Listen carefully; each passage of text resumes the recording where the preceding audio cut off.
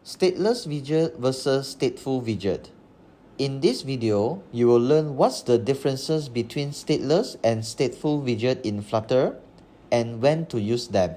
Firstly, let's start with introduction to both widgets. Any class that extends stateless widget abstract class is defined as stateless widget. A stateless widget is immutable, meaning its properties can't change after it is created. For example, I added an integer count variable as parameter. So when this widget created somewhere in the code,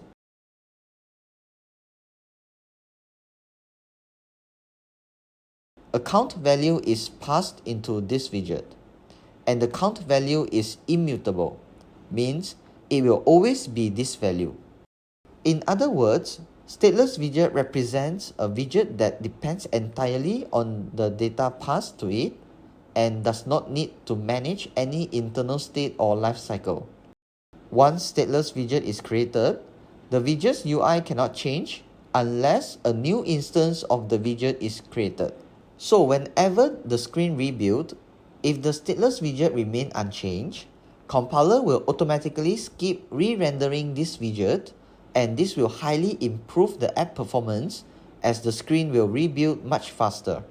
Next comes to stateful widget. Any class that extends stateful widget abstract class is considered as stateful widget. Stateful widget is the opposite of stateless widget. A stateful widget can change its state during its life cycle. This means that the widget can rebuild itself when its state changes. Stateful widget consists of two classes: the stateful widget itself and a separate state class where the mutable state is stored and modified. In stateful widget, you have an additional method called setState. This setState method will trigger the build method and re-render the entire UI with the updated state. For example, when this stateful widget firstly initialized, the value is 0.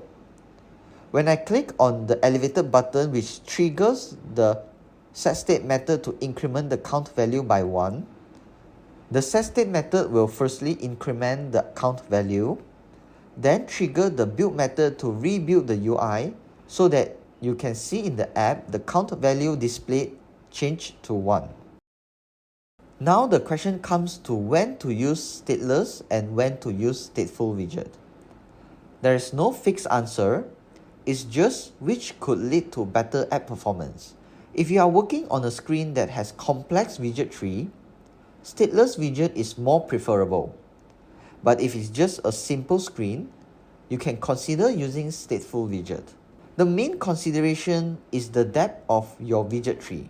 This is because build method in stateful widget will rebuild its entire widget tree.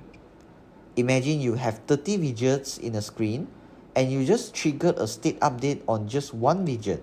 Stateful widget will re-render all 30 widgets together even though it's just a small changes. This will highly affect the app performance. Here comes to the end of the tutorial. Don't forget to like the video and subscribe to our channel. See you in the next tutorial.